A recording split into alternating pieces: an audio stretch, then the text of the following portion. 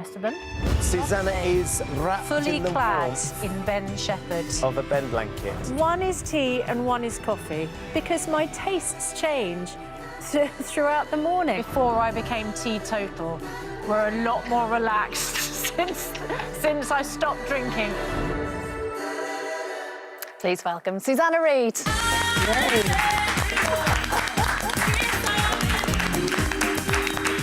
Hello. How are we all? Susanna. It really is a plethora of emotions, Isn't it? in a couple of hours every morning, isn't I know.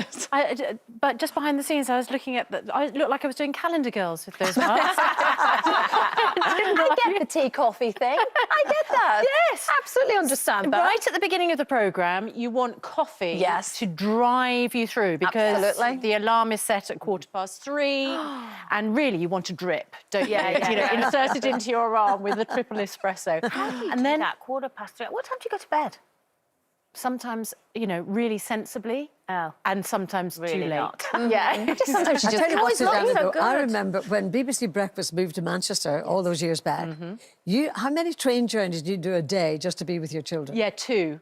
Because, of course, I would go up in the evening before, so I'd get the sort of 7:20 train from London up to Manchester, stay overnight, do BBC Breakfast in the studios there, and then I would get the 10 o'clock train back home to London, so that I would be able to have a nap at home while they were at school, and then when they came home from school, I'd be there, and I could cook them tea, talk about homework, and then hand over to their dad and get the train up back. again. That's a dedication. Wow. Yeah, but do you know what? I've always thought I am so lucky that I do a job. I mean, an amazing job I have. You know, being in live television is, I think, it's just the best fun you can have on TV. And it is at a time of day when they're mostly asleep, so they don't really notice that I'm not there. And then as long as I'm there at the end of the day, you know, when they come out of school, that's always been really important to me. Yeah, and now they're a bit older, of course, as well, Yeah. Susanna. Have they a real sense of what you do and who you are on the telly and the position that you hold in the morning? Yes, I mean, they don't take it that seriously, Christine, to be Yeah, fair. I think they should. The way you describe it, I think, yes, absolutely. They notice me on TikTok. That's the main thing, because teenagers and I myself am obsessed with TikTok. And so if we have a moment which is on TikTok, that's very noticeable. Otherwise, they're just completely unfazed by it. And I kind of think that's exactly right, you know. So with all the awful news we've had, you know, over the last couple of years from COVID and now the terrible situation in Ukraine, how do you deal with that? And do you feel it more, do you think, because you're a mom as well? Do you know what? I don't think I'm more affected because I'm a mum, because I think we're all Just as a human. incredibly affected and impacted. What I've noticed is that I'm more affected by some stories than other stories. So, I mean, I just watching that report back there that you ran, if there is a story about a loss of a child, I find that very hard to deal with. But I think, you know, all of us as human beings feel that. That poor little boy. But how do you get away from that, like when you go home? Because I can't even watch the news at the moment because it affects me so much. I'm doing that, you know, which I shouldn't really, but I don't put it on. Yeah. How do you get over that? Do you know what? I think a lot of people feel like that, and probably a lot of people aren't watching it with their children because they don't want them to be affected by it. I find the main thing that helps me is if I switch off at the end of the day. So I will always have a novel by the bed, a book, a fiction book about something entirely different. And I will switch off the news, because obviously I'm watching news all day, like all of us, and who isn't right now.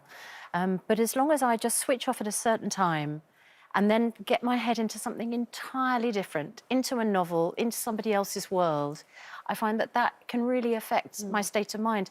I noticed during the pandemic, I had nightmares. I'm sure many of us felt like this.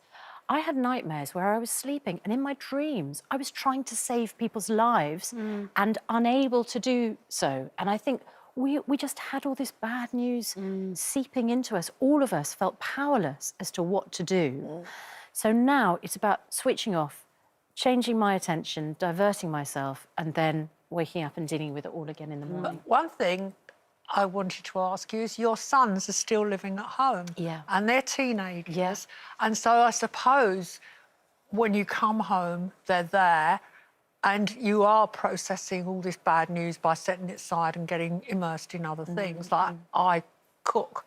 I do complicated recipes and read, exactly like you, I read dross. I read froth. I go through books of, you know, I read old colour magazines and look at shoes and stuff like that to break the cycle. But what's going to happen when your sons leave home? You must, you know, they're what, 19, 17 and 16, so it's not long now. Yeah, 19, 18 and 16, they seem to be growing up sort of exponentially quickly. I think that's what happens when they get to teenagers and all of a sudden, you're right, they'll be gone.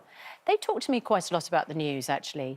And one of the things I always tell them, and I think this helps process it for children, is just to make sure that what they're seeing is correct and factually accurate. There's a lot out there, isn't there, especially on social media, which is just rubbish. Yes. And so whenever they come to me and say, Mum, this has happened, that's happened, sometimes they'll be updating me.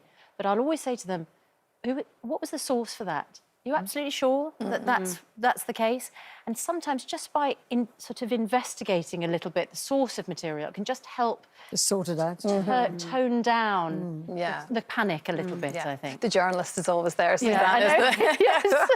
So International Women's Day, Susanna. I think we all felt really quite proud to be part of the ITV picture, that we all took part in it. And I mean, we're very lucky to have a sisterhood here at daytime particularly, and I know you certainly feel that as well, Susanna. You're really surrounded by very strong women here. What an amazing photograph. By the way, we're not all wearing pink. There was a range of tones. There was.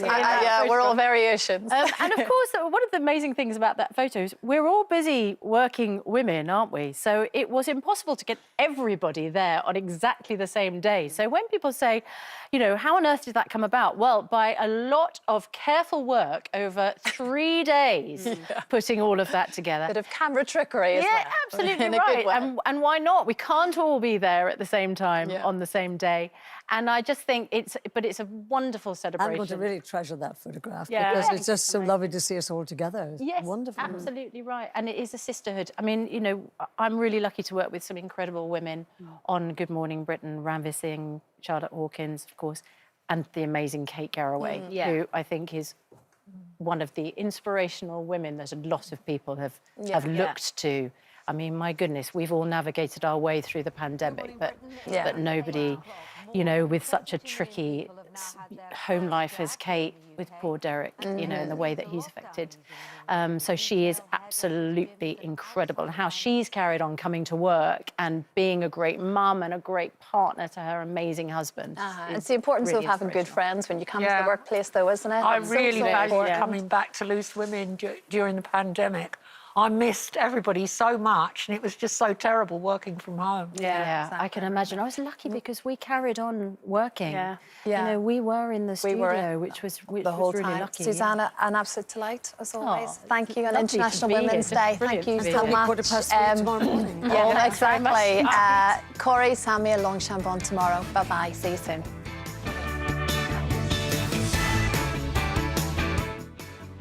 Thanks to the team for today's International Women's Day